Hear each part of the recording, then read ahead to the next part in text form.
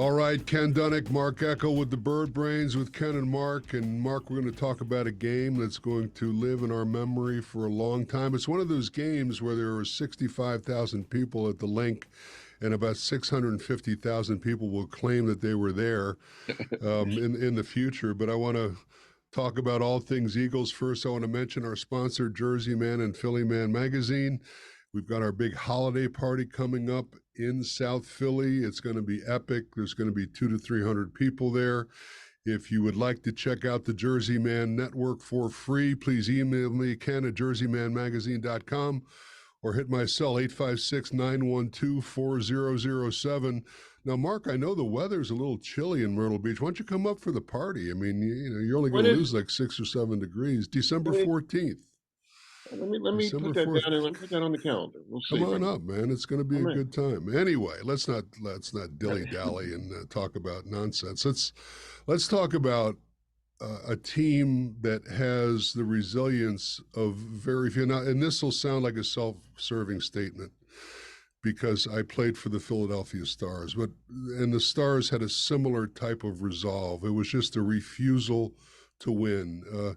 The ability to find a way to win under the most dire of circumstances, and they're racking up records in the process. But this Eagles team is special, and I know you and I share the same sentiment about our frustration with some Eagles fans, because we all love the team, but for the way the fans treated them after that first half against Buffalo, and then the Twitter comments about firing the offensive coordinator, I just thought it was, shame on Eagles fans. Not everybody, but some of them.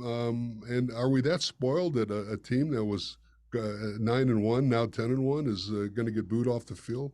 It's disgraceful, Ken. And that's, I defend Eagle fans a lot, especially down here where people say, oh, because all the down here people don't know they still bring up Santa Claus and they bring up all the that's never going to die. Used to have the jail and remember the old bed had the jail and underneath. That's all people just hear bits of things. And I defend. Most of the time I defend the. Listen, it's not. Our fans are fans everywhere. It's not that bad. That was bad. You don't boo. I mean, I don't care if they were losing 35-0. So they're having a bad game. They're still 9-1. They're still the best record in football. You don't boo your team like that. I've never, I'll be honest. Now, most games I've been at, I was writing, so you don't cheer or boo. But as a fan of any team, I've never booed. No. I boo umpires or referees. I'll boo a bad call. But I don't boo my team. I mean, that's disgraceful. I thought that was disgraceful. It really was. I'm from Chicago. I'm a lifetime Chicago Cubs fan. I waited 108 years for a World Series. I never booed the Cubs. Hey, come on, man. This is our team. Especially when they were doing well. Listen, I can see if you're a Carolina Panther fan, and there are some of them, I know some of them down. If they want to boo, okay. Yeah. I'll give them. They should boo the owner because the owner's a wackadoodle. But no, I've never seen any. I was talking to a couple of my old colleagues yesterday, and I said, I covered the team 32 years, and I'm still the last 8 years now or so. I'm not there every day like I was, but I've never seen anything like this team. I've seen some good teams. Listen, I've never seen anything like this. Let's talk about a couple plays that I think are going to live in Eagles' memory forever. And the first one is the 59-yard field goal by Jake Elliott, a Memphis alumni, by the way. It's very important. I thought you might bring that up. I'd point that out. That ties the game. Now, listen, hitting a 59-yard field goal under any conditions is amazing. But to do it on a wet and windy field to tie the game, I just thought was the ultimate pressure kick, and it was amazing to see that go through. The other one that comes to mind is the 29-yard pass to Zacchaeus in the fourth quarter. An amazing adjustment by Hurts, who was flushed out of the pocket, and then you could kind of see him wave the receiver down the field, and it just throws an absolute dime to the back of the end zone to a place where the defenders couldn't get it, and it was the perfect pass to the receiver. There were other big plays in the game, the Brandon Graham sack, the Jalen Carter blocked field goal, all this stuff, but those plays in particular come to mind to me. Well, let me start with the kick. I did a book more than a few years ago now, the 50 greatest plays in Eagles history. If if they asked me to do a sequel, that kick would have to be in there. It would have to be. Oh, no question. I mean, it's probably people were saying it's the greatest kick in Eagle history, obviously. I put it right up there with Adam Vinatieri's kick for New England in the snowstorm that beat the Raiders in the Tuck Rule playoff game. Right. That was tough too with snow and wind and everything. Right. So, but 59 yards, I mean, like you said, 59 yards in a dome. It's still a 59-yard kick. I mean, and that was going to be good from about 65 yards. That made it with plenty to spare.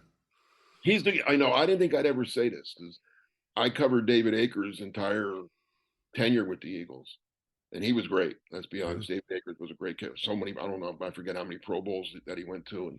And I might have to say that Elliott's better.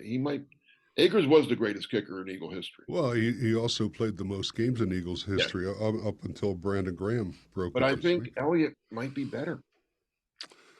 Might be. Yeah, my memory fades. I know Akers was great. When you last that long, you're a tremendous kicker. And he made a lot of pressure kicks, but this kid just seems to come up big time after time. It was the game was a tale of two halves, and I'll tell you how dominant Buffalo was early. And by the way, Buffalo let the Eagles hang around, which is always a bad thing to do. When you let a quality team hang around, bad things happen. I also thought they got the worst end of the referees' calls. I understand that things even out over time. They go both ways, but I really did think they got the short end of it. But just in the first half, Buffalo had 9 first downs. Philadelphia had 4. Third down percentage, they were 6 for 7 on third downs. Philadelphia was 0 for 4. Net yards in the first half, Buffalo 276 yards, Philadelphia 99. Offensive plays, Buffalo 48-26. The end of the game time of possession, 40-30 for Buffalo and 26-53 for the Eagles. So, Buffalo actually at times dominated that game. I do believe that the drop touchdown, when they dropped that wide open touchdown pass at the beginning of the game, I thought that was a telltale sign that things might eventually go the Eagles' way. The fact that the Eagles just kind of hung in there and then kept the game close and then eventually took the lead and went back and forth and into overtime. I just thought it was an amazing display of resilience for a team that was really getting beat up on both sides of the ball early on. And this was a game, we talked about this last weekend, that this is a game that... Tough game. We thought Buffalo might win the game outright. Yeah, I mean, I wasn't surprised at the first half, to be honest. I thought, all right, this is kind of, the Bills needed that. The Bills probably missed the playoffs now. They're in trouble. It's going to be tough. They got a tough schedule, man. They're at Kansas. They have a bye. They're at Kansas City, and then they play Dallas. I mean, they're in a tough. And they're probably going to need at least 9 wins, maybe 10 to make the playoffs. So that's going to be tough. Yeah. So this was a game they really, really needed, and they came out and played that way. They came out like a team that was desperate and needed it. And the Eagles, they didn't. I hate to say you don't need it because there's only 17 games. You won all of them, but it wasn't a. If the Eagles had lost, they would still be the top seed because the Lions lost on Thanksgiving. Mm-hmm. It was an AFC team, so it wouldn't even hurt you tiebreaker-wise. There was a lot of reasons for the Eagles not to be playing as much for this game as the Bills. So the first half, I was like, this is kind of what I thought. The Bills are leaving it to them a little bit here. But when the Bills missed the field goal in the second half. It was a big miss. I was watching it with my wife and a friend, and I said, the Eagles are going to win this game. And my wife, who doesn't know much about football, said, oh, yeah, there's a lot of game left. And my friend said, what, are you crazy? And I said, I'm telling you, I've seen this before. They're it was similar to the Kansas City game. Kansas City let the Eagles hang around. And this Eagles, like I said, I've never seen – Jalen Hurts is unbelievable. Let's just start with him right now. I'm going to say I'm willing to say this now, too. He's the greatest quarterback in Eagle history. That's amazing. That's an amazing statement. 2.5 years into his tenure. I don't care. I get it. I'm not arguing with you. I get it. We're gonna talk about Jalen Hurts here. Well, let's talk about him now since you brought him up.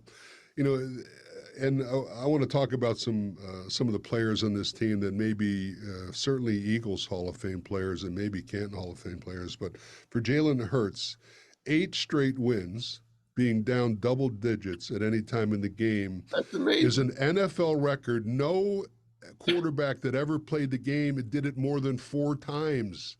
He's done it 8 times in 2.5 seasons. 14 straight wins against winning teams, an NFL record. Nobody else has done it. I mean, you talk about a future being bright. How much money are they going to have to pay this guy eventually? I mean, it's amazing that. And Hurts, 27-2. 27-2 is his record. 2 losses. He lost to the Jets. The Jets of all. Can you imagine? Right. That's one of his losses is to Zach Wilson. Yeah. Oh boy. Think about that for a second. But no, I mean, you said how much are they going to give him? Well, I think Jeffrey Lurie might be calling him partner. They might have to give him a piece of the team. It's incredible. What did you think about the referees in the first half? I thought they compounded. I did think they'd put a horse collar tackle on Josh Allen, and then they decided not to call that. But then they compounded it by calling intentional grounding, which there was a running back in the area. He did try to shovel the ball towards him. I didn't think it was horse collar. But I mean, if they called it, I wouldn't have. I don't know, because he did kind of have the front. Yeah. That one I could go either way on the horse collar. No, that's a great question. I know the back of the jerseys is the front. No, I've read it. It's not. It is not. Okay. Well, if that's true, if it is not, then it was not a horse collar. I don't think I would have called the intentional ground. I don't. I mean, referees this year have just But Mark, we've talked about this at length. You've got every eye in New York on this thing. You've got communication capabilities. You signal to the people on the hey guys, this is pick up the flag. It's a bad call. I guess they don't want to intercede with the actual game officials, but at some point, common sense has to take over. Right. And just listen, I would not want to be. Through my years back when I was up north, I'd been asked if I wanted to referee football, if I wanted to umpire baseball. No. Never. I said thanks, but and it's a good little part-time job you can make, but I wanted no part of it. Yeah. And so I don't envy NFL officials or Major League Baseball umpires. I don't envy them at all. But like you said, with the technology we have today, in real time, it's hard to make a call. We see it over and over on replay, and we slow it down, and we say, oh, that was a bad call. Well, they can do that too now. I mean, in real time, it's tough to make those calls. But when you have the thing to, like you said, people in New York watching, people upstairs watching, signal down, hey, that was pass interference, or no, that wasn't pass interference. Whatever, you know what I'm saying? There is technology to where you don't have to measure for a first down anymore. It's digitized. You can put the nose of the football. You can run a line down just like they do in the U.S. Open for a ball that is hit off the court. There's no reason why you have to measure for a first down when you have that technology. But we can go on and on about the referees. But let's talk a little bit about Buffalo, who I think is a very talented football team. They're probably not going to make the playoffs, as we said. But there's some curious stuff going on there. Number one, Diggs, their top receiver, was not in on many third down plays in passing situations for the Bills. What do you make of that? I mean, I know he had some comments, or his brother in Minnesota had some comments about he should be out of there or whatever. Do you think there's a holdover effect with him with that? Or why wouldn't he be on the field? It didn't make much sense to me. Unless he wasn't healthy, but there was no indication of him being hurt or anything. So, and I like Sean McDermott. He was an Eagle assistant. I got to know him a little bit there. Always admired him. I think the Bills are one of them teams where they've had their chances. It almost reminds me a little bit of the end of Andy Reid, where it was time. It's time. It was just kind of unraveling, right? Yeah, you see, that voice. The NFL is not like it used to be. Like the Tom Landrys and Don Shula's, and other than Pittsburgh where they never fire anybody, um, coaches, your voice gets stale after a while, I think, and you just, you maybe it's just they're tired of hearing what he has to say. Because this Bill, like you said, the Bills team is talented, but if They they are. miss the playoffs, they're going back. I mean, they're going backwards, and like you said, Diggs not being out there, and um, just losing some games that they probably shouldn't have lost. Yeah, Uh, Leslie Frazier, their defensive coordinator, retires yeah, suddenly before the season starts, which was curious. fire the offensive coordinator. Yeah, Ken Dorsey gets fired. What about McDermott? What did you think about him sitting on the ball with 20 seconds to go at the end of regulation? Shocked. Yeah. I was shocked. You got Josh Allen. In this day and age, I mean, it did two completions or a pass interference, and you're in field goal range. Yeah, right? and you got a guy that can make the big play. I was really shocked by that. I mean, if you have listen, like if you're the Giants and you got Tommy DeVito, a quarterback in that situation, or you even a rookie quarterback, Bryce Young, or the kid in Tennessee now, or whoever. Yeah, maybe you don't want to put that. Yeah, you got a guy that could make that play, and and I was surprised, very Yeah. surprised. Let's talk about Hurts's numbers: 18 for 31, 200 yards, 3 TDs, 1 interception. He had 65 yards rushing. A couple of great design quarterback draws. Obviously, the one that won the game in overtime. Josh Allen, I thought, was spectacular in this game. 29 for 51, 339 yards, 2 touchdowns. He did have an interception. He rushed for 81 yards. He had over 400 yards of offense, Josh Allen. And he came up with 2 clutch plays. It was one of those games where you hate to see one team lose. Obviously, we prefer the Eagles to win, but that type of effort going unrewarded is difficult. Yeah, I mean, like I said, and he left the field with the lead. I mean, in the old, a couple of years ago, the Bills would have won the game, right? Yeah, The old overtime rule was sudden death. If Bill that's you right. get the field goal, the game's over. Yeah, that was a terrible rule. Rolling. Yeah. So I wondered. Here's what I wonder. Now it didn't matter because the Eagles Hurts scored. If Hurts doesn't score, they call it penalty, whatever. If it's 4th and 5 from the 18-yard line, I know where you're going. I know do where you you're kick going. a field goal and tie Yeah. it, or do you go for it and try to win the game? That's a difficult I wanted to see that. I wanted to see what Sirianni would have question. done. I mean, I know it's a go for it mentality these days in the NFL. I think he probably kicks it 4th and 5. If it's like 4th and 2 or 3, Oh, it's 4th and 1 or 2. You know what they're doing. yeah, definitely, yeah. Well, that's unstoppable. That's But why I said 5. That's why it would have been a very interesting yeah. dilemma for Sirianni, who's known to be a gambler. Let's talk about a couple players on the defensive side of the ball. 4 players on defense played every snap, 95 defensive snaps. Blankenship, Slay, Byard, and Bradbury. By the way, Blankenship also played, I think, 16 or 20 special team snaps. So he's on the field for over 110 plays. I mean, and he's not a rookie free agent contract. He's not making that much money either. So, Well, he'll get a raise just for that game alone. You know what play you didn't mention, but I thought it was a big play, was Jordan Davis.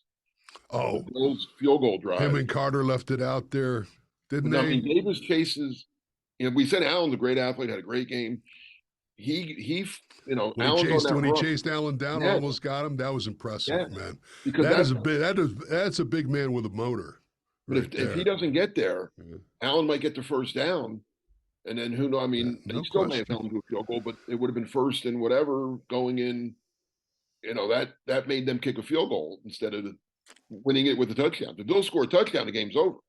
So that was a big time play by Jordan Davis. What even makes this win even more impressive is that the injuries that the Eagles are facing. Lane Johnson is a late scratch with a groin tweak right before the game. Milton Williams, who played really well against Kansas City, was out before the game. Fletcher Cox has a groin. He went out early on in the game. Zach Cunningham, their starting middle linebacker, went out of the game. And so you're missing 4 pretty important parts of the puzzle. I thought Driscoll, When I saw the first play and I saw him get walked over, I thought it was going to be a really long night, but he played really well in Lane Johnson's absence. And, when you got guys like that stepping up, it's a really good sign. And like, yeah, no, I mean, I'm sure I think they probably gave him a little bit of help, which they should have. I mean, you have to maybe have him Yeah. back or tight end stay in, whatever. Oh, you forgot Dallas Goddard's out too. And Goddard. Yeah. Yeah. Goddard. But I mean, this, like I said, I've never seen anything. I've seen a lot of good teams. I've seen some bad teams, but I've never seen a team, just all those stats that you mentioned about Hurts and stuff, just being down so much and coming back. I've never seen anything like it. Yeah, And I'm not surprised. Like I said, I'm not surprised. I wasn't surprised when the Bills, like I said, when the Bills missed that field goal, I said Eagles are going to win this game, and everybody thought I was crazy. Now they have another tough one coming up now.